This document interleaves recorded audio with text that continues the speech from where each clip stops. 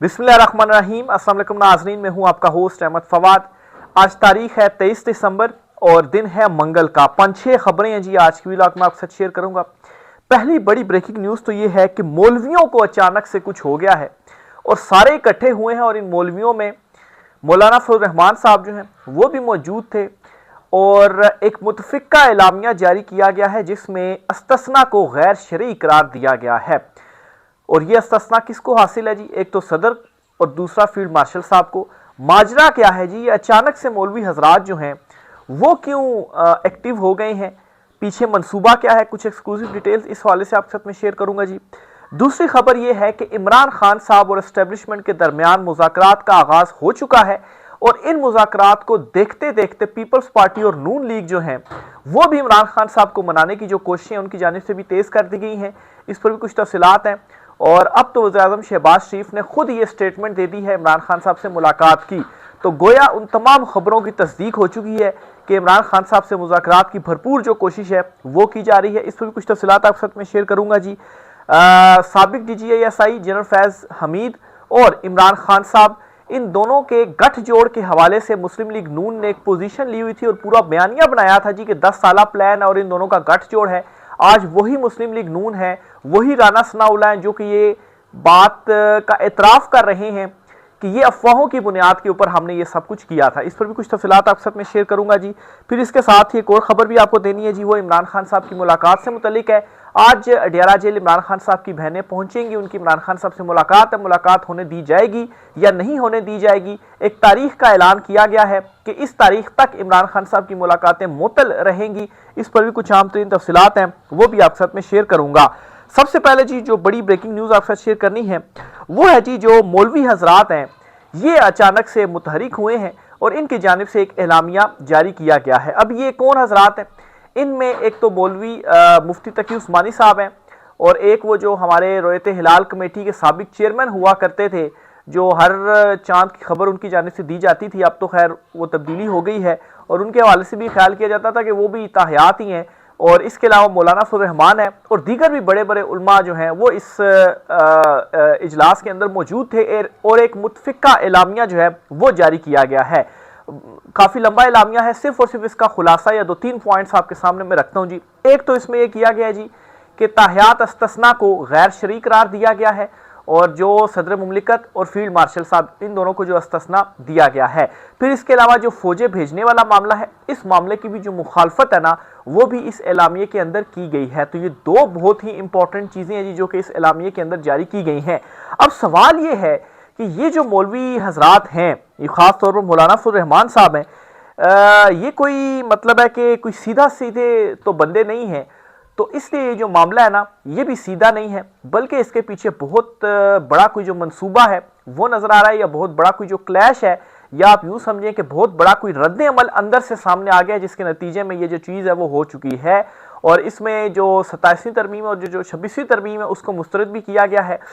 इसका एक एंगल ये भी सोचा जा सकता है कि हो सकता है कि ये एक्टिव हुए हैं, अब इनकी बुनियाद के ऊपर कहा जाए कि हम 28वीं तरमीम पेश करेंगे, उसमें तहयात अस्तस्ना तो ख़त्म कर दिया जाए लेकिन बाकी जो हुलिया है वो बिगाड़ दिया जाए। हो सकता है ये मुमकिन तौर पर मैं जो बात है वो कर रहा हूँ क्योंकि अस्तस्ना के हवाले से इसमें मुखालफत की गई है। लेकिन दूसरा इंपॉर्टेंट पॉइंट ये है जी कि फौजें भेजने वाला जो मामला है ना, इस मामले की भी इसके अंदर मुखालफत की गई है। एक तो ये हो गया। दूसरे नंबर पर जी इमरान खान और एस्टेब्लिशमेंट के दरमियान मुज़ाकरात का आगाज हो गया है। ये एक बड़ा दावा सामने आया जी। सीनियर तजज़ियाकार और जर्नलिस्ट हैं डॉक्टर दानिश साहब, ठीक है, उन्होंने एक ट्वीट किया और उस ट्वीट में वो कहते हैं कि इमरान खान और एस्टेब्लिशमेंट के दरमियान मुफाहमत की कोशिशों का आगाज हो चुका है। दोनों अपनी जगह एक हकीकत है, एक पाकिस्तान की सबसे बड़ी रियासती कुव्वत है और दूसरा अवाम की सबसे बड़ी ताकत। नेशनल डायलॉग कमेटी के जरिए यह मुफाहमती अमल आगे बढ़ रहा है, यानी कि शुरू हो चुका और मुज़ाकरात आगे बढ़ रहे हैं। ये खबरें मैं 2-3 व्लॉग से मैं आपके साथ शेयर कर रहा हूँ जी कि इमरान खान साहब से सुलह की भरपूर जो कोशिश है वो की जा रही है, राब्ते हो रहे हैं। लेकिन एक बात जो कि कन्फर्म है वो ये है कि इमरान खान साहब अपने असूल के ऊपर कंप्रोमाइज़ नहीं करेंगे किसी भी सूरत। और वो असूल और वो नज़रिया जिसके ऊपर इमरान खान साहब डट कर खड़े हुए हैं वो ये है कि मैंडेट वापस होगा और बैरकों में आपको वापस जाना पड़ेगा, किसी किस्म की मुदाखलत जो है वो बर्दाश्त नहीं की जाएगी, साफ और शफाफ इंतखाबात होंगे। तो ये असूल बहुत वाजे है, इसके ऊपर कोई कंप्रोमाइज नहीं होगा, इसमें कोई लचक नहीं होगी। बाकी मुज़ाकरात आप करना चाहते हैं तो आप बेशक करें। अब नाजरीन, इस असूल के बाद कोशिश तो की जा रही है, लेकिन ये कोशिश कामयाब नहीं हो पा रही, और ये कोशिश एकतरफा आप कहें कि ज्यादा हो रही है। इसकी भी तस्दीक इस ट्वीट के अंदर है। कहते हैं जी कि सियासी और रियासती दर्जा हरारत को कम करना दोनों फरीकैन की मुश्तरका जिम्मेदारी है, ताहम खास तौर पर इमरान खान को यह फैसला करना होगा कि तहरीक इंसाफ की क्यादत वो खुद और इनके बाकायदा मुंतखब व मुकर्रर करदा ओहदेदार करेंगे, या बैरून मुल्क बैठे मीडिया ट्रोल्स और गैर जिम्मेदार आवाजें पार्टी की सिमत का तयन करेंगी। अब ये जो बात है ना, जो इन्होंने अपने ट्वीट के आखिरी उसके अंदर लिखी है, ये इस बात की मैं समझता हूँ तस्दीक होती है जी कि इमरान खान साहब से जो मुतालबे किए जा रहे हैं, इमरान खान साहब से जो डील ताकतवर हल्के चाहते हैं वो डील इमरान खान साहब नहीं दे रहे, तो इसलिए इमरान खान साहब के ऊपर दबाव, सख्तियों और ये सारा कुछ किया जा रहा है और मनाने की कोशिश कि खान साहब आप जो हमारी बात है वो मान लें, सुलह जो कबूल है वो करें। लेकिन इमरान खान साहब इस मामले के ऊपर जो असूल मैंने आपको बताया ना, उस असूल के ऊपर इमरान खान साहब डटे हुए हैं कि इसके ऊपर किसी सूरत कोई जो कॉम्प्रोमाइज है वो नहीं होगा, और किसी को ये समझता है कि इमरान खान साहब इससे पीछे हो जाएंगे, आप जितनी मर्जी सख्तियां करें, तो ये उसकी खाम ख्याली ही हो सकती है, इसके अलावा और कुछ नहीं हो सकता। हुकूमत जी अपने ही बयानिए से पीछे हट गई है, मुकर गई है, और राना सनाउल्लाह जो कि नून लीग के अहम तरीन रहनुमा है जी, इन्होंने बड़ी एक इंपॉर्टेंट स्टेटमेंट दे दी है, और इस स्टेटमेंट के अंदर ये इस बात की तस्दीक कर रहे हैं जी कि जो इमरान खान साहब और जनरल रिटायर्ड फैज़ हमीद के हवाले से एक बयानिया बनाया जाता था जी कि इन दोनों का गठ जोड़ है और 10 साल प्लान है, और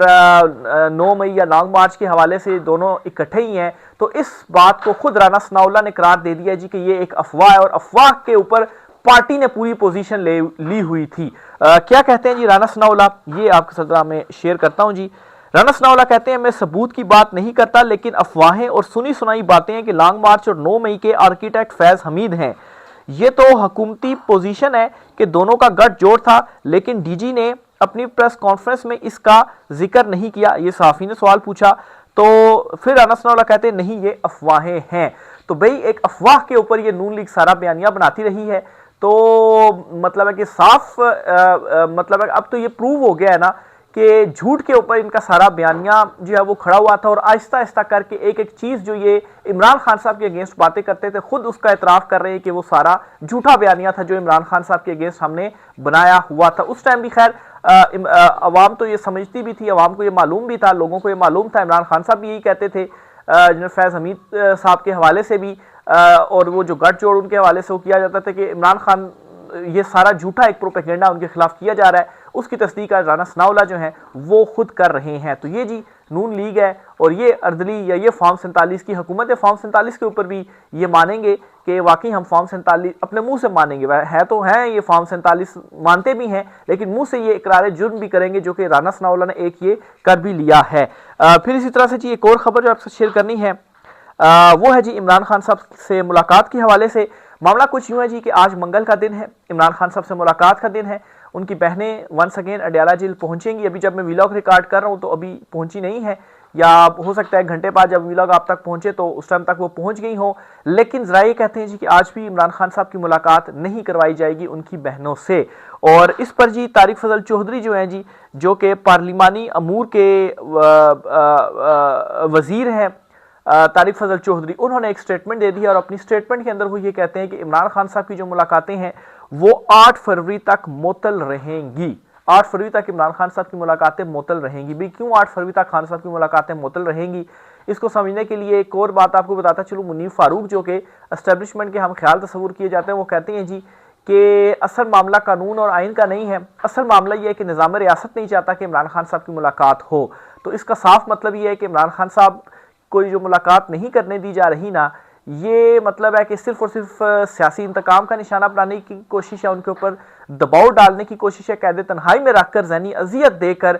उनको झुकाने की कोशिश है, क्योंकि दूसरी तरफ खान साहब को मनाने की भी कोशिशें हैं। ज़ाहिर सी बात है जब आप दबाव सख्तियां करते हैं तो फिर उसके बाद कहते हैं कि सब कुछ ठीक हो जाएगा, आपको इस तकलीफ से निजात मिल जाएगी, तो आप हमारी ये जो बात है वो मान लें। लेकिन इसके बावजूद इमरान खान साहब ये बहुत क्लियर बात कह चुके हैं जी कि शहादत मुझे कबूल है, लेकिन कोई जो आपको डील है, कोई जो एनआरओ है वो मैंने आपको नहीं देना। तो एक तरफ जी इमरान खान साहब की बहनों से उनकी आज आनी कानूनी तौर पर मुलाकात का दिन है, लेकिन दूसरी तरफ वफाकी हुकूमत के जो वजीर हैं जी पार्लिमानी अमूर तारिक फजल चौधरी, वो कहते हैं जी कि पाकिस्तान तहरीक इंसाफ की जो मुलाकात है उनके इमरान खान साहब से वो 8 फरवरी तक मुअत्तल रहेंगी। यानी कि अभी दिसंबर का महीना 23 दिसंबर है, तो ये आप समझ लें कि फिर जनवरी और फरवरी तकरीबन 1.5 महीने के बाद तक जो ये मुलाकातें हैं वो मुअत्तल रहेगी। तो देखें जी पाकिस्तान तहरीक इंसाफ इसके ऊपर क्या रद्द अमल लेती है, क्योंकि कॉल तो दी गई है, अडयाला जेल के बाहर भी लोग जो हैं वो पहुंचते हैं, लेकिन इमरान खान साहब की बहनें भी धरना देती हैं, पुरअमन एहतजाज वहाँ पर करती हैं, लेकिन वाटर कैनन के ज़रिए जो उनके साथ एक सलूक रखा जाता है, उसके बावजूद इमरान खान साहब की जो बहनें हैं वो भी उन्हीं की तरह बहादुर दलेर हैं, वो भी डट कर खड़ी हुई हैं। अगली खबर जी आपसे जो शेयर करनी है वो है इमरान खान साहब को पेशकश की गई है शहबाज शरीफ की जानिब से मुज़ाकरात के हवाले से। खबर आपके साथ शेयर करते हैं जी। शहबाज शरीफ की जानिब से बाकायदा तौर पर आज एक गुफ्तगू की गई है और उस गुफ्तगू में उन्होंने ये जो स्टेटमेंट है ना वो दे दी है, और इस स्टेटमेंट में वो कहते हैं जी कि आज हम एक मरतबा फिर से पाकिस्तान तहरीक इंसाफ को और इमरान खान साहब को मुज़ाकरात की जो दावत है वो देते हैं। अब नाज़रीन थोड़ा सा जो सारी मैंने डिटेल्स आपके साथ शेयर की हैं, थोड़ा सा अगर आप चीज़ों को अंडरस्टैंड करें तो ये क्या माजरा है कि एस्टेब्लिशमेंट के अंदर से भी आवाज़ें उठ रही हैं, मौलवी साहिबान भी जो है वो मुखालफत कर रहे हैं, और इधर से फिर जो है वो पीपल्स पार्टी भी कोशिश कर रही है, नून लीग भी अब खुलकर वज़ीर-ए-आज़म उनके कह रहे हैं जी कि ठीक है हम मुज़ाकरात जो है वो पाकिस्तान तहरीक इंसाफ के साथ करते हैं, हम दोबारा से उनको पेशकश करते हैं कि हमारे साथ जो मुज़ाकरात हैं वो किए जाएँ। राना सनाउल्लाह ये एतराफ़ कर रहे हैं जी कि नहीं जी ये जो गठ जोड़ का हम बयानिया बना रहे थे ये अफवाहों के ऊपर जो है वो मबनी था, ये एक प्रोपेगेंडा था। तो मामला असल में ये है कि इन सब को अब ये मालूम हो चुका है कि